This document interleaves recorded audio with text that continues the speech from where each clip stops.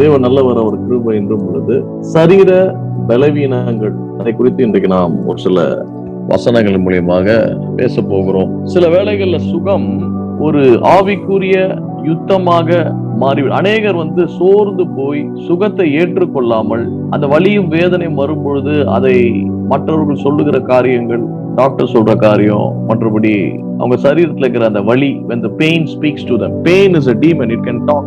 வலி என்பது ஒரு அசுத்தாவி. அந்த அசுத்தாவி பேசும் நம்ம கிட்ட. அந்த அசுத்தாவி என்ன சொல்லணும்னா, இது நடக்காது. நமக்கு வலிக்கும் பொழுது யாருன்னா பேசினா உடனே நம்ம கேட்போம். இந்த மாதிரி pain is very powerful. இந்த வலி என்பது சாத்தானால் உருவாக்கப்பட்ட ஒரு முள்ளாய் இருக்கிறது. இந்த வலி சில வேளைகள்ல நம்மளோட பேசும் பொழுது நம்ம விசுவாசத்தின் அடிவேர்களை அவைகள் நிர்மூலமாக்குறதாய் காணப்படுகிறது. அப்படியாக நான் பேசும் பொழுது ஒரு வசனம் எனக்கு ஞாபகம் வருகிறது. Let me take that verse.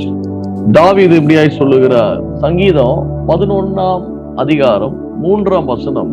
அதுல அவர் சொல்லுகிறார், அஸ்திபாரங்களும் நிர்மூலம் ஆகுகின்றனவே, நீதிமான் என்ன செய்வான்? If the foundation be destroyed, the foundations be destroyed. There are many foundations for a Christian life to be built on. நாளை தினத்துல இந்த நீதிமொழிகளை வாசிக்கும் போது நிறைய நம்ம பார்ப்போம். அதை தியானம் பண்ணும்போது there are 7 pillars of wisdom.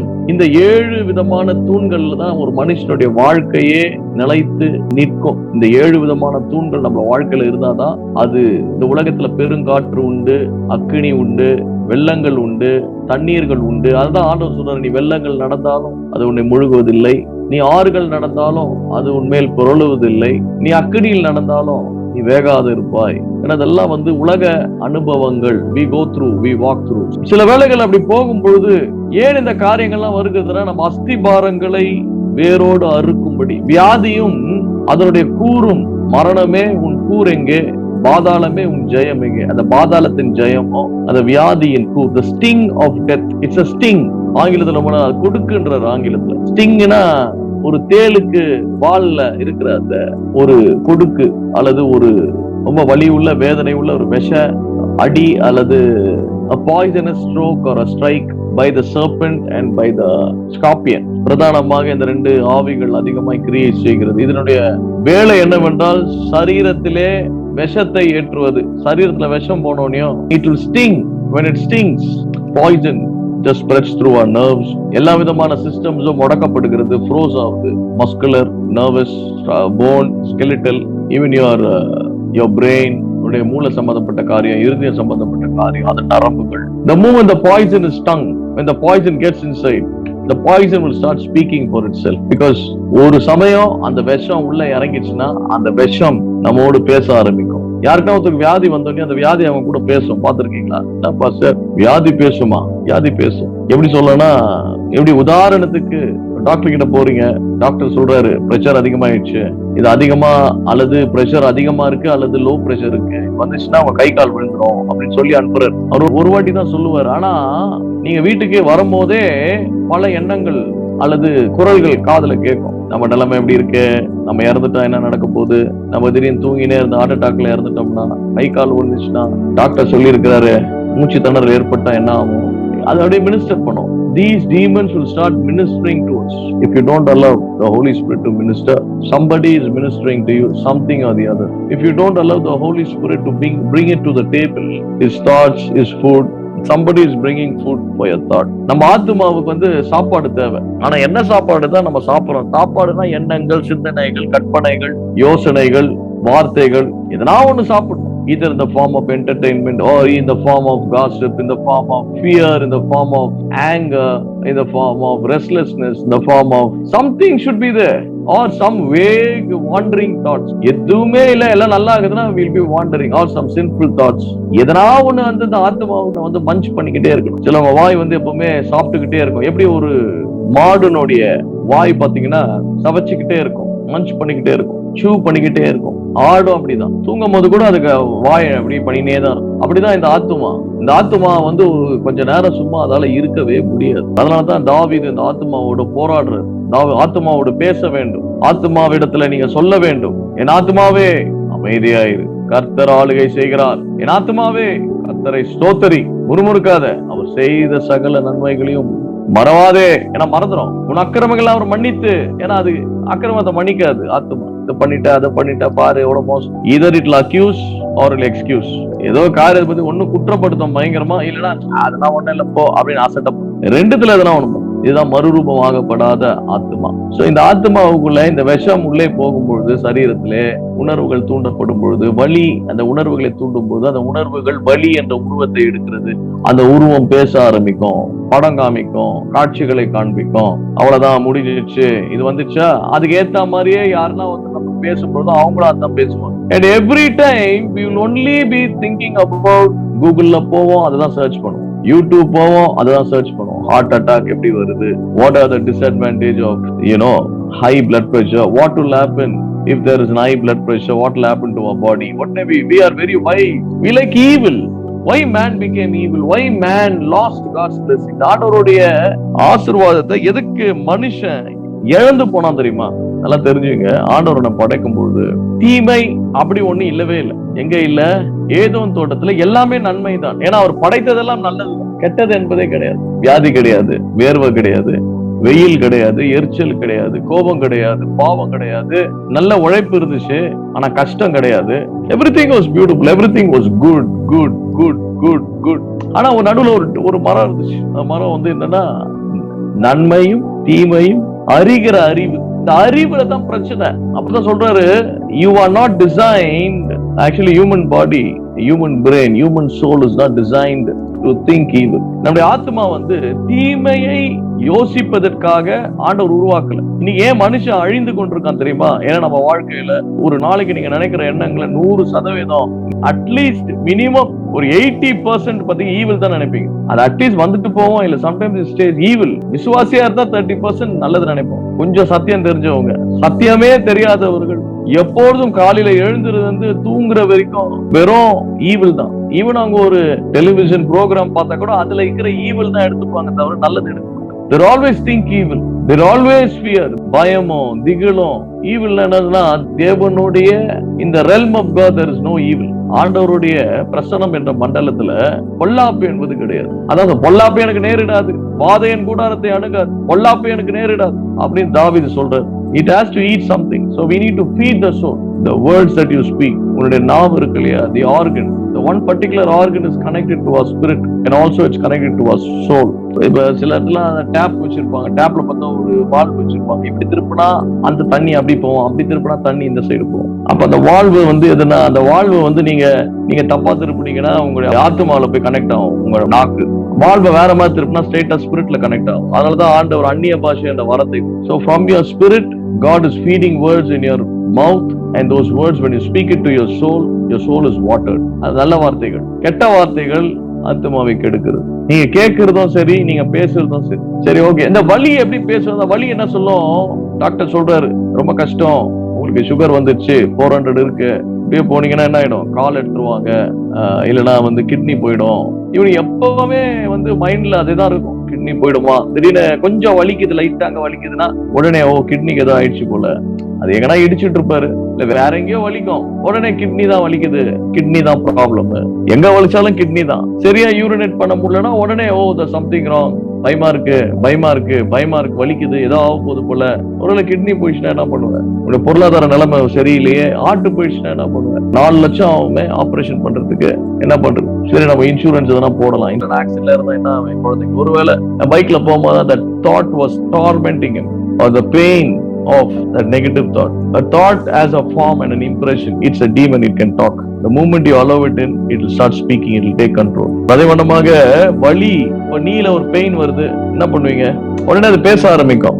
ஏன் இந்த பெயின் வருது அப்படின்னு. அதுவே there'll be explanations. ஏன் வருது தெரியுமா, நான் எதுக்கு வந்தேன் தெரியுமா, உனக்கு இப்ப இந்த ப்ராப்ளம் இருக்கு, நீல இந்த இஷ்யூ இருக்கு, உனக்கு கொஞ்ச நாள் நீ கேப் சர்ஜரி பண்ணணும், உன்னால நடக்க முடியாது, வீல் சேர்ல தான் நீ போனோம். And it will go on and on and on. Sugar இருக்கு, கால் எடுத்தாலும் எடுப்பாங்க, அப்படி இப்படி இது அது. We'll go and we'll collect all negative information from Google, from the internet. When I searched Google, what are the things that you're not supposed to search? Google itself says, do not search for symptoms of diseases. It is dangerous. அதாவது கூகுள்ல எதெல்லாம் நம்ம தேடக்கூடாது அப்படின்னா கூகுளே வந்து போட்டிருக்கான். அதுல ஒரு 10 point போட்டிருக்கான். அந்த 10 பாயிண்ட்ல ஒரு பாயிண்ட் என்னன்னா, இந்த வியாதி வந்தா என்னென்ன வரும், அப்படி சிம்டம்ஸ்ல என்ன வரும் அப்படின்னு நீ தேடாத, அது உனக்கு பயத்தை தரும். என்று அது வேணாம், அது ரொம்ப டேஞ்சரஸ் ஆயிடும், உனக்கு நெகட்டிவிட்டி அதிகமாயிடும், அதெல்லாம் தேடாத. கூகுளே சொல்லுது. நம்ம ரொம்ப ஞானமானுங்க, ஸ்பெஷலா படிச்ச முட்டாள்கள் தான் ரொம்ப ஞானமானு. நம்ம ஓடி போய் இதை சர்ச் பண்றது, அது ஏன்னா நம்ம தெரிஞ்சுக்கணும் டிசீஸோட கொடூரம் என்னென்ன பண்ணோம், எப்படிலாம் அழிக்கும், எப்படியெல்லாம் கொஞ்சம் கொஞ்சமா சாகடிக்கும், என்னென்ன பண்ணோம், எப்படிலாம் பண்ணணும். See, I tell you, knowledge of good and evil. அப்படின்னா என்ன அர்த்தம்? That was a curse. That knowledge was a curse. That knowledge pushed Adam and Eve out of the garden.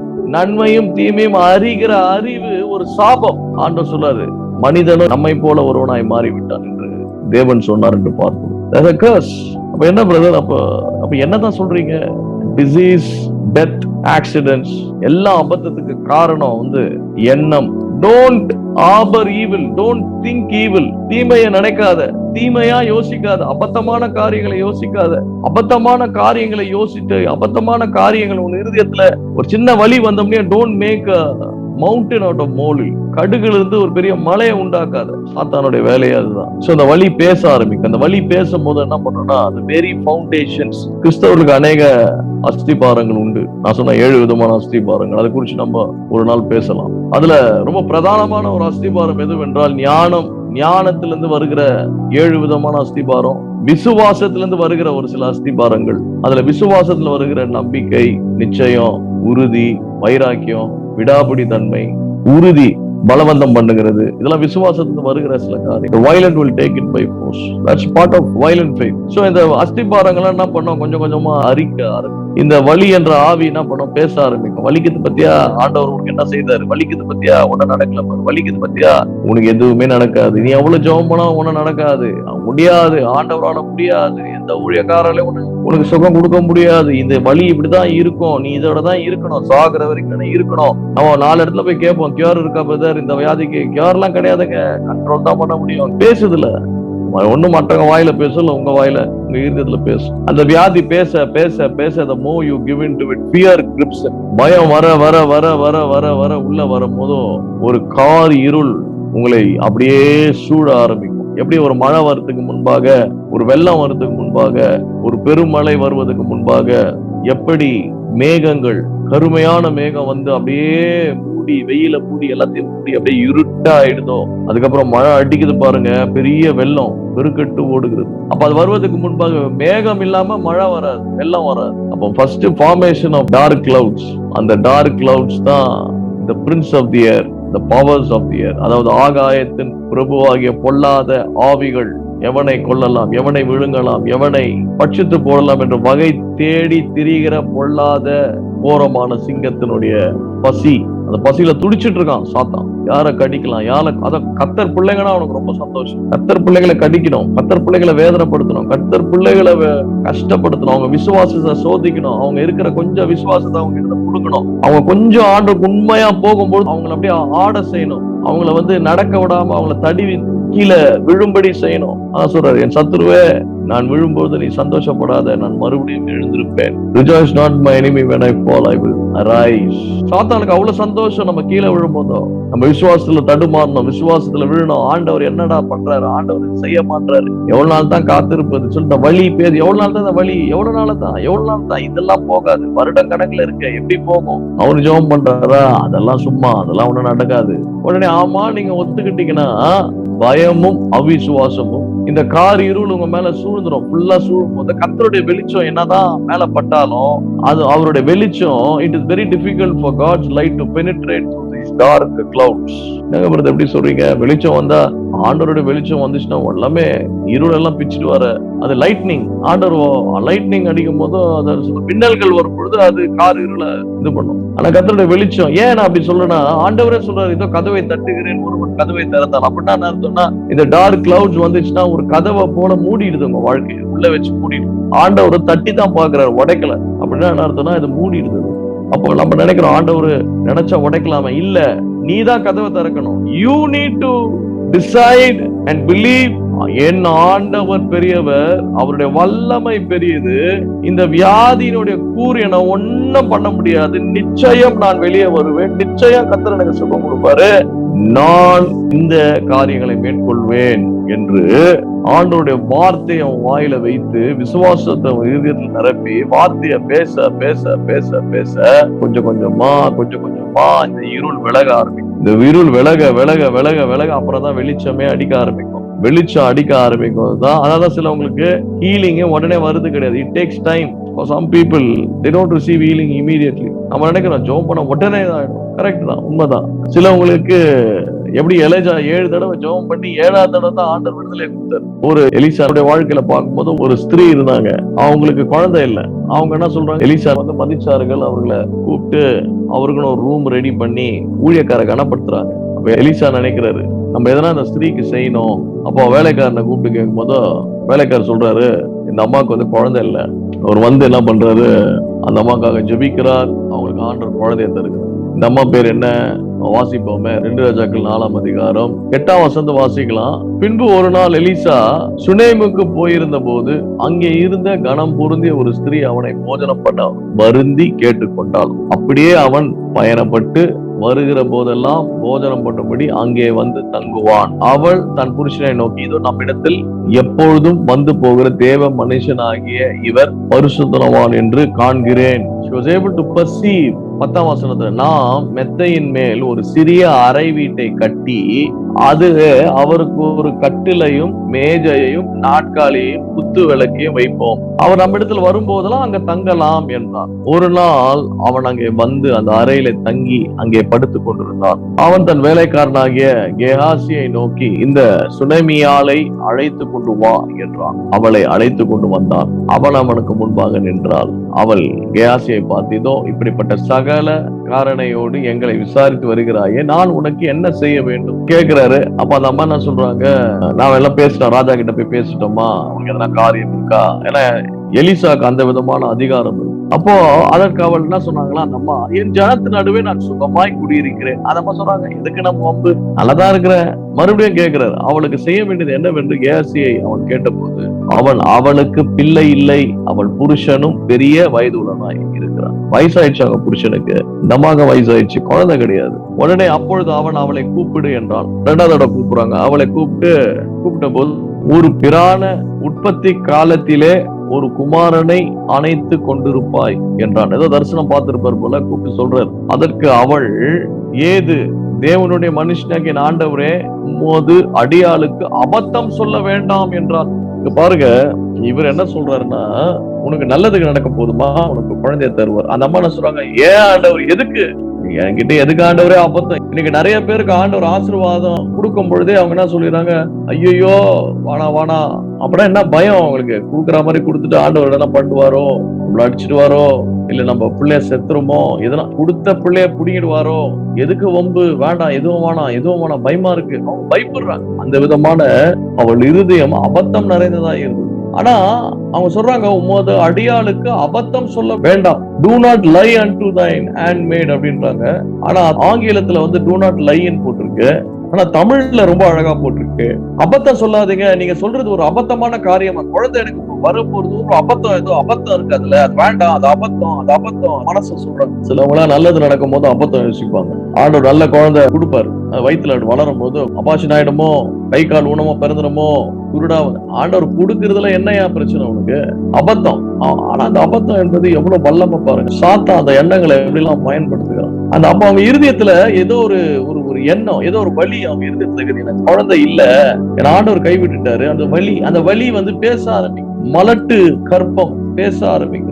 மலட்டு கற்பம் அவங்கள வேதனைப்படுத்த ஆரம்பிக்கும். அந்த வேதனைக்கு ஒரு குரல் உண்டு. அந்த குரல் சொல்லுது, உனக்கு குழந்தை வந்து எப்படி வரும், அப்படி வந்தா கூட அபத்தம் தான் அப்படின்னு சொல்றது போல அது ஒரு வியாதியின் ஒரு அறிகுறியா இருது. அப்போ வந்து மலட்டு கற்பமும் ஒரு வியாதி தானே, அது பேச ஆரம்பிக்குது. அபத்தம் சொல்ல வேண்டாம். நம்ம சொல்றோம், கவலைப்படாதீங்க பிரதர், கர்த்தர் உங்களை குணமாது. அபத்தம் சொல்லாதீங்க பிரதர், ஏன் எனக்கு தேவையில்லாத நம்பிக்கை விட்டுறீங்க, இதெல்லாம் குணமாவாது, சும்மா ஏதோ சொல்லாதீங்க, இதெல்லாம் குணமாவாது, அபத்தம். People have gone so bad that they cannot accept good. அவ்வளவு நெகட்டிவ் ஆயிடுச்சு ஜனங்களுக்கு இருதயத்துல. அந்த வலி பார்த்து ஒவ்வொரு வருஷம் காத்திருந்து குழந்தை வராம போனதுல திடீர்னு ஒருத்தவங்க குழந்தை சொல்லுவாங்க, எதுக்கு பிரதர் தேவையில்லாம, நானே மறந்துட்டு இருக்கேன், அப்படி வச்சுக்கலாம். நான் அவ்வளவு ஆசைப்பட்டேன், கிடைக்கல, சரி விட்டேன் நானு. திருப்பியும் வந்து நீங்க அதை வந்து ஞாபகப்படுத்தி எனக்கு வேதனைப்படுத்தாதீங்க, நானும் எவ்வளவு எதிர்பார்த்த ஆண்டவர் தருவே இல்லை, அதெல்லாம் விட்டுட்டேன், நீங்க திருப்பி என் ஞாபகப்படுத்துறீங்க. ஏமா என் கற்பம் வந்து மலட்டு கற்பம் ஆயிடுச்சு, என்னுடைய புருஷன் வயதானவரா மாறிட்டாரு, எனக்கு வாய்ப்பு இல்லாத நேரத்துல வந்து உனக்கு ஆண்டவர் இது பண்ணுவார் அது பண்ணுவார்னு சொல்றீங்களே, ஆனா சொன்னது யாருன்னா கர்த்தருடைய ஊழியக்காரர். அந்த ஸ்திரீ கற்பந்தரித்து எலிசா தன்னோடு சொன்னபடியே ஒரு உட்ப காலத்தில் ஒரு குமாரனை பெற்றார். அந்த பிள்ளை வளர்ந்தான். அவர் வளர்றான். ஆனா அந்த குழந்தை கற்பந்தரிக்கிறதுக்கு முன்பாகவே அவங்க இருதயத்துல இருந்த எண்ணம், முதல்ல என்ன கற்பந்தரிச்சாங்க தெரியுமா? குழந்தைய கற்பந்தரிக்கல, முதல்ல அபத்தத்தை தான் கற்பந்தரிச்சாங்க. அபத்தம் அதுதான் முதல்ல. she conceived evil even before the child could be born. She had a very funny foreboding. Forebodingனா ஏதோ மோசமான ஒரு அபத்தம் நடக்க போகுது, எனக்கு வானாவே வேணாம், அந்த குழந்தைனால எனக்கு ஏதோ அபத்தம், அதான் ஆண்டவர் கொடுக்கல போல அப்படின்னு ஏதோ ஒரு foreboding, ஏதோ ஒரு நல்ல தீர்க்க தரிசனம் கூட சொல்லலாம், இல்ல எதிர்காலத்தை குறித்து யோசிக்கிற ஒரு பயம். She conceived that earlier. இருதயத்துல அபத்தத்தை முதல்ல அவங்க என்ன பண்ணாங்க, கற்பந்தரித்தார்கள். அதுக்கப்புறம் தான் அவங்க சரீரமாக கற்பந்தரி குழந்தை. அப்ப அந்த குழந்தை கற்பந்தரிக்கும் பொழுது அந்த இருதயத்துல இருந்து அந்த negativity was passed on to the child. The child had a disease. அந்த குழந்தைக்கு ஏதோ ஒரு வியாதி இருந்தது. ஏன்னா வியாதி இல்லாம திடீர்னு ஒருத்தங்க சாக மாட்டாங்க. ஒருவேளை பிரெயின்ல எதுனா ஒரு நரம்பு எதுனா வீக்கா இருந்திருக்கலாம். ஏன்னா அந்த வசனம் அப்படிதான் சொல்லுகிறது. இந்த குழந்தை வளர்ந்து ஒரு நாள் அறுப்பு காரர்களிடத்தில் தன் தகப்பனிடையே போயிருந்த போது தன் தகப்பனை பார்த்து என் தலை நோக்குகிறது என்றான். அவன் தலைக்குள்ள ஒரு விதமான ஒரு வேதனை வலி, அது ஒரு பிரெயின் சம்பந்தப்பட்ட ஏதோ ஒரு டியூமரா இருந்திருக்கலாம். அது சின்ன வயசு அந்த டியூமர் எப்படி வந்துச்சுன்னா, அபத்தம் என்று அவர் நினைத்த அந்த நினைவு, when the child was formed, even the thoughts. நிறைய தாய்மாருங்க என்ன பண்ணுவாங்க, குழந்தை பிறக்கும் பொழுது, குழந்தை வயிற்றுல இருக்கும் போதுதான் அபத்தமான எண்ணங்கள்லாம் யோசிப்பாங்க. நான் ஏன் இந்த பூமியில இருக்கேன், நான் செத்தா நல்லா இருக்கும், எதுக்கு இந்த குழந்தை வேற, இதை வச்சு நான் என்ன பண்ண போறேன், ஏன்டா அந்த குழந்தை வந்துச்சு தெரியலையே. புருஷன் மேல கசப்பு வரத குழந்தை மேல காமிப்பாங்க. அப்ப அந்த குழந்தை, they are not only feeding the child with food, food pipe மூலியமாக, தொப்புள் கொடி மூலியமாக வெறும் தண்ணியும் சாப்பாடும் அதுக்கு வேண்டிய புரோட்டீன்ஸை மாத்திரம் அவங்க ஃபீட் பண்ணல, ஆத்துமா என்ற தொப்புள் கொடி ஆகிய ஆத்துமாவுக்கும் அந்த தாய்க்கும் அந்த குழந்தையுடைய ஆத்துமாவும் அந்த தாயினுடைய ஆத்துமாவும் இணைந்து இருக்கிறதுனால தாயினுடைய ஆத்துமாவில் இருக்கிற காரியங்கள் எல்லாம் அந்த குழந்தைக்கு உணவாக, அந்த குழந்தைக்கு ஒரு ஆத்துமா இருக்கு, அந்த ஆத்மாவுக்கு உணவு தேவை. எப்படி அந்த குழந்தைக்கு சரீரத்துக்கு உணவு தேவையோ, சரீரம் வளர்வதற்கு, அந்த ஆத்மா வளர்வதற்கு, அந்த ஆத்மா சுகப்படுவதற்கு, அந்த ஆத்மா ஞானமாய் செயல்படுவதற்கு, அதுக்கு சில ஞானமும் அறிவும் தேவை. அப்ப அந்த அறிவு பாஸ் ஆகும் போதும் இந்த கெட்ட அறிவு, அந்த knowledge of good and evil also passes through. அம்மா என்ன நினைக்கிறாங்களோ அது அப்படியே அந்த குழந்தைக்கு போகுது. அது போகும்பொழுது என்ன ஆகும்னா, டெபாசிட் ஆகும் போதோ சிலது மன ரீதியான மனநோயாய் போயிடும், சிலது ரெஸ்பிரேட்டரி இஷ்யூஸ்ல போயிடும், சில எண்ணங்கள் கிட்னிஸ்ல போயிடும், சில எண்ணங்கள் இருதயத்துல போயிடும், சிலது ரத்தத்துல போய் கலந்துடும். அதான் குழந்தைங்க பிறக்கும் போதும் டயபெட்டிக்ஸ், சில குழந்தைங்களுக்கு ரெஸ்பிரேட்டரி இஷ்யூஸ், ஆஸ்துமா, பயம். ஆனா அம்மா அந்த பயம், கசப்பு, புருஷன் மேல கசப்பு, சூழ்நிலை மேல கசப்பு. நம்ம ஊர்ல நம்ம கல்யாணம் ஆன உடனே குழந்தை பிறந்துடும். கல்யாணம் பண்ணும் பொழுது புருஷனுக்கு அப்பதான் வேலை போயிடும், இல்லைன்னா அப்பதான் அவங்க உறவு ஸ்டார்ட் ஆகும், பர்சனாலிட்டி கிளாஷஸ் வரும், அவங்க மாமியார் சண்டை வரும், மாமனார் சண்டை வரும், புருஷங்கிட்ட சண்டை போட ஆரம்பிச்சிடுவாங்க, நிறைய பிரச்சனைகள் ஸ்டார்ட் ஆகும். The first 5 years of marriage is, I mean, if somebody has lived beautifully, that for those 5 years, உண்மையா சொல்றேன், they are blessed of the Lord. But every Tom, Dick and Harry will go through. ஏன்னா you are getting married to somebody who is very new. புதுசா யாரோ ஒரு பொண்ணை வீட்டுக்கு கொண்டு வரீங்க, அந்த பொண்ணோட இணைகிறோம், குடும்பம் இணையணும். அந்த பர்சனாலிட்டி கிளாஷஸ், ஒவ்வொரு பர்சனாலிட்டி டிஃபரெண்டா இருக்கு. அவங்க 2 பேரும் இணையும் போது நிறைய காரியங்கள், விருப்புகள், ஈகோஸ், கல்ச்சுரல் டிஃபரன்சஸ், அவங்க குடும்பத்துல வேற மாதிரி வாழ்த்திருப்பாங்க, உங்க குடும்பத்துல வேற மாதிரி, சில வார்த்தைகள் பேசினா அவங்களுக்கு பிடிக்காது. உங்க வீட்டுல பெரியவங்க வந்தா ஏஞ்சிக்கணும், அவங்க வீட்டுல பெரியவங்க வந்தா ஏஞ்சிக்கணும் அவசியம் கிடையாது. சின்ன சின்ன விஷயங்கள்லாம் பிரச்சனை. அவங்க வீட்டுல அவங்க காலையில ஏஞ்சிக்க மாட்டாங்க, கொஞ்சம் லேட்டா ஏஞ்சிக்குவாங்க. ஆனா உங்க வீட்டுல உங்க அம்மா காலையில 5 மணிக்கெல்லாம் ஏஞ்சிக்குவாங்க. அதை பார்த்து உடனே இவரு என்ன யோசிப்பாரு, என் ஒய்ஃப் எங்க அம்மா மாதிரியே காலையில ஏஞ்சிக்குவாங்க. அவ லேட்டா ஏஞ்சிக்கும் போது அவங்க அம்மா கேட்பாங்க, என்னடா இது வீட்டுல இவ்வளவு லேட்டா ஏஞ்சிக்கிறாள், வேலை செய்யுது. உடனே அது கேட்க, உடனே பர்சனாலிட்டி கிளாஸஸ் அவங்க கேட்க, இவரு கேட்க. So even upbringing your child. சில பெண் பிள்ளைகளுக்கு வீட்டை சுத்தம் பண்ண தாய் தகப்பன் கத்து கொடுக்கறது கிடையாது. வீட்டை சுத்தம் பண்ணாதுங்க, சமையல் பண்ண தெரியாது, அதுக்கு தெரிஞ்சதெல்லாம் பணம் சம்பாதிக்கணும், அவ்வளவுதான். சோ இந்த மாதிரி பிள்ளைங்க கல்யாணம் ஆகி ஒரு வீட்டுக்கு போகும் பொழுது என்ன ஆகுது, 1 மாசம் 2 மாசம் கூட வாழாம இப்பெல்லாம் டைவர்ஸ் அதிகமா ஆகுறதுக்கு காரணம் இன்னைக்கு பெற்றோர்கள் அழுகிறதுக்கு காரணம் யார் தெரியுமா? அவங்களுடைய பொண்ணு கிடையாது. பெற்றோர்கள் they make them lazy. ஐயோ என் குழந்தை எந்த வேலையும் செய்யக்கூடாது, நீருமா நானே தட்டு எடுத்துன்னு வரேன், சாப்பாடு போட்டு எடுத்துன்னு வருவாங்க, பெட்லயே கொடுத்துருது. இதனால என்ன ஆகும், அந்த ஒரு அப்பா வந்து அவ்வளவு அன்பா வச்சுப்பாரு, கொஞ்சம் அப்படின்னா அப்படியே தங்க தட்டுல தாங்குவார். இப்படியெல்லாம் அந்த பொண்ணு வளர்ந்துட்டு திடீர்னு வேற ஒரு குடும்பத்துக்கு போகும்போது அவங்க கல்ச்சர் வேற மாதிரி, ஒரே ஸ்ட்ரகிள், ஒரே பிரச்சனை, ஒரே போராட்டம். இன்னைக்கு எத்தனையோ குடும்பங்கள் அழுது கொண்டு இருக்கிறார்கள்.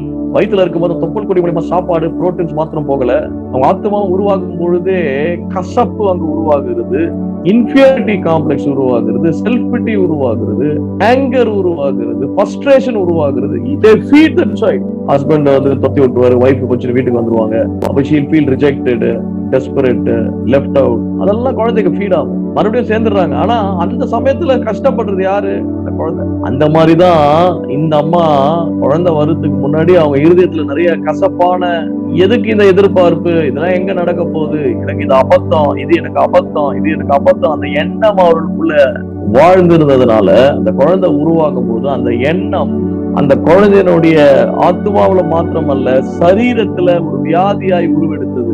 அப்ப அந்த குழந்தை எங்க வியாதி வந்துச்சுன்னா தலையில. அப்ப அந்த குழந்தை வளரும் பொழுது இந்த வியாதியும் வளருகிறது. வளர்ந்து அது முத்தும் பொழுது அந்த குழந்தையுடைய உயிரை, அந்த பிள்ளை வளர்ந்தான். ஒரு நாள் அவன் அறுப்புக்காரர்கள் தகப்பன் இடத்துல போய் இருக்கும் போது தகப்பனை பார்த்து என் தலை நோக்குகிறது, என் தலை நோக்குகிறது என்றான். அப்ப அவன் தலைக்குள்ள ஒரு விதமான ஒரு வேதனை, வலி. வேலைக்காரனை கூட்டப்போ அவன் தாய் கிட்ட திரும்பி அவன் எடுத்து தன் தாயினிடத்தில் கொண்டு போன போது அவன் மத்தியானம் மட்டும் அவள் மடியில் இருந்து செத்து போனான். இந்த குழந்தைக்கு தலையில என்ன ஆச்சுன்னு தெரியல, நரம்பு வெடிச்சிருச்சா என்னன்னு தெரியல. அவங்க அம்மா அப்படியே மடியில போட்டுக்கிறாங்க, அப்படியே அழுதுட்டு இருக்காங்க, அப்படியே இறந்து போயிடுச்சு அந்த குழந்தை மடியிலே.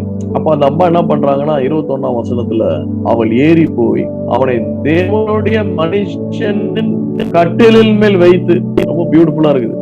அவங்க வந்து துக்கப்படல, ஓலம் என்னதான் அபத்தம் அவங்களுக்குள்ள இருந்தாலும் எடுத்துட்டு போயிட்டு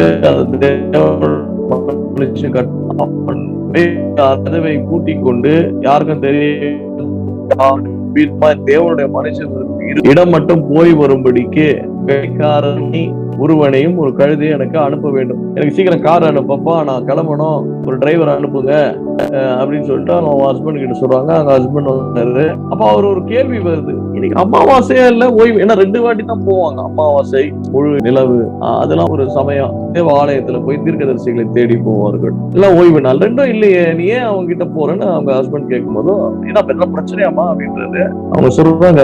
எல்லாம் சரிதான் அப்படின்னா அர்த்தம், அந்த அபத்தம் நினைத்தவர்கள் இப்பொழுது விசுவாசத்திலே செயல்படுகிறார்கள். எல்லாம் சூப்பரா இருக்கு, ஒன்னும் பிரச்சனை இல்ல, everything is fine, all is well, நான் போக வேண்டியதா இருக்குன்னு சொல்லி அனுப்புறோம். சரி சொல்லிட்டு அம்மா வந்துடுறாங்க. வந்துட்டு தேவனுடைய மனுஷனுடைய இடத்துக்கு போறாங்க. 27ல பாக்குறோம், பரத்துல இருக்கிற தேவனுடைய மனுஷன் இடத்துல வந்து பர்வதத்தில் இருக்கிற மலை மேல இருக்கிறாரு.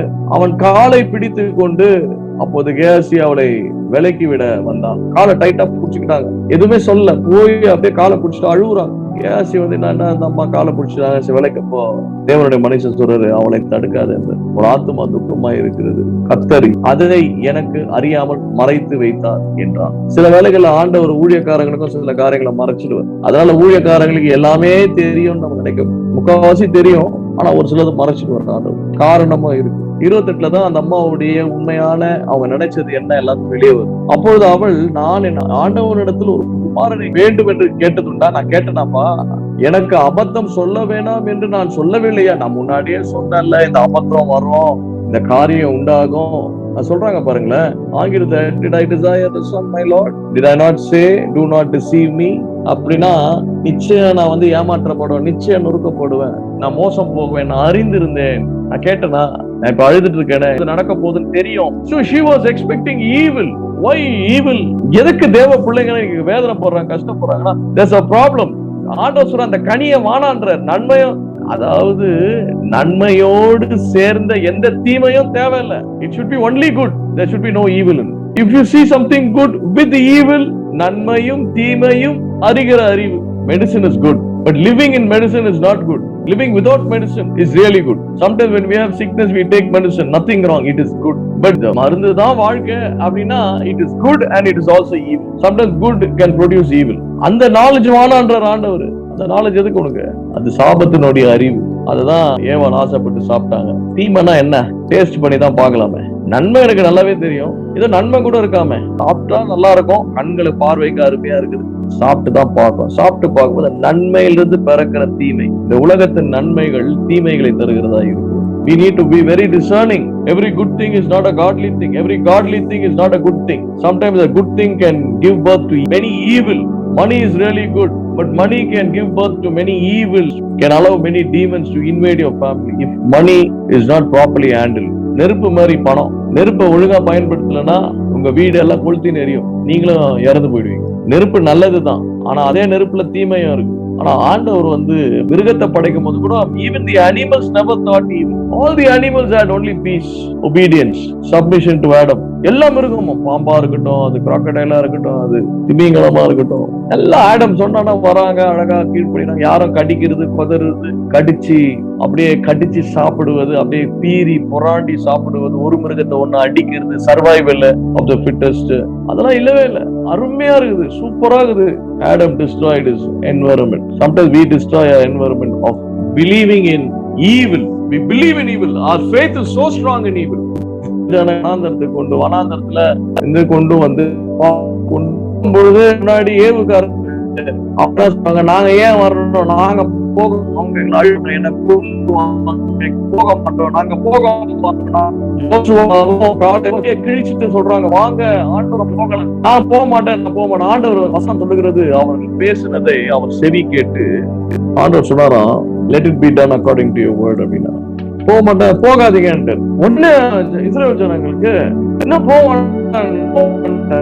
திருப்பி போலாம்னு சொல்லிட்டு உடனே படம் எடுத்து திருப்பி போறாங்க. அப்பதான் மோசே கிட்ட கேட்கும்போது மோசே சொல்றது, when God writes something good for you, don't try to change it. Sometimes it will be difficult to erase it. திருப்பி முயற்சி பண்றாங்க. அப்ப ஆண்டவர் சொல்றாரு, நீங்க திருப்பி போனா கூட, நீங்க என்ன சொன்னீங்க, அங்க போனா நாங்க சாகடிப்பாங்க கொள்ளுவோம் சொன்னீங்கல்ல,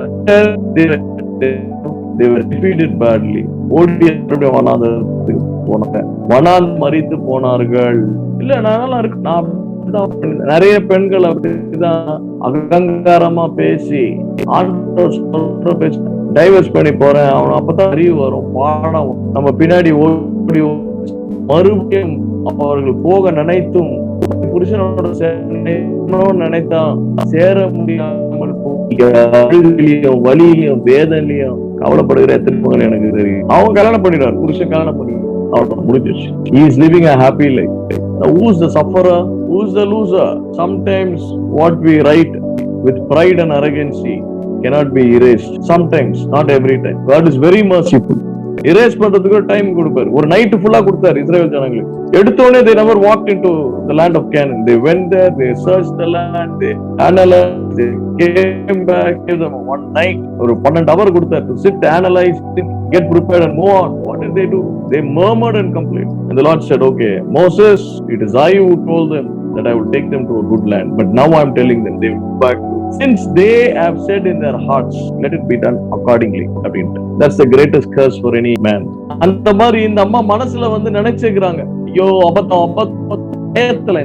பயத்துல அந்த கசப்பான எண்ணம், குழந்தைக்கு வியாதியா கற்பம் தரிக்கும் பொழுது அவங்களுக்குள்ள இருக்கிற எண்ணம் அந்த குழந்தை ஆத்மாவுக்குள்ள போய் அந்த ஆத்மா சரீரத்துல ஸ்பெஷலா அவங்க யோசிச்சாங்கல்ல, தீமை தானே யோசிச்சாங்க. அதனால அந்த குழந்தையோட சிந்தையில பாதிப்புண்டானது, அதனால்தான் தலை நோகுறது. Because in her mind, in her thought, she thought evil, and it was transferred to the child's brain. The child had some issue with the brain, a deadly issue. அவர் சொல்றாங்க 2 ராஜாக்கள் 4ஆம் அதிகாரம் 20. அப்பொழுது அவள், நான் என் ஆண்டவனிடத்தில் ஒரு குமாரனை வேண்டும் என்று கேட்டதுண்டா? எனக்கு அபத்தம் சொல்ல வேண்டாம் என்று நான் சொல்லவில்லையா?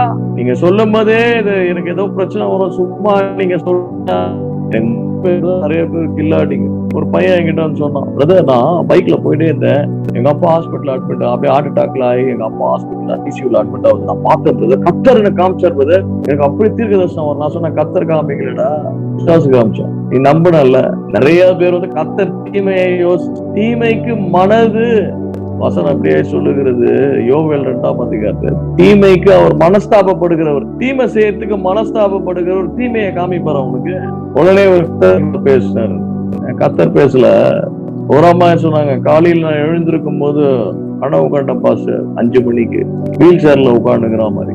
ஏற்கனவே அந்த அம்மா கொஞ்சம் இந்த எலும்புகள்ல பிரச்சனை இருந்துச்சு. ஜெபம் பண்ணும்போது கர்த்தர் ஹீலிங் கொடுத்தாரு. அந்த வழியில இருக்கும் போதோ அந்த வழி வந்து கனவு மூலியமா பேசுது, வீல் சேரை காமிக்குது. என்கிட்ட வந்து சொன்னாங்க, இந்த மாதிரி பார்த்தேன் பாஸ்டர் அப்படி வருத்தப்பட்டு. நான் சொன்னேன், அப்படியா?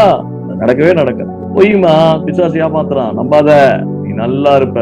இன்னைக்கு கர்த்தர் கிருபையில நல்லா ஹீல் ஆயிட்டு நான் சந்தோஷமா, அவங்க உடம்பே கோணி ஒரு மாதிரி கோணலா இருந்துச்சு. பட் கர்த்தருடைய கிருபையில அந்த எலும்புகள் ஒன்னா சேருவதும், எலும்புகள் அலைன் ஆகி இன்னைக்கு தேவனுடைய கிருபையில அவங்க ரொம்ப நல்லா இருக்கிறத, அது ஏதோ மாந்திரிக கிரிய நிமித்தமா வந்த காரியம். உடனே ஜனங்க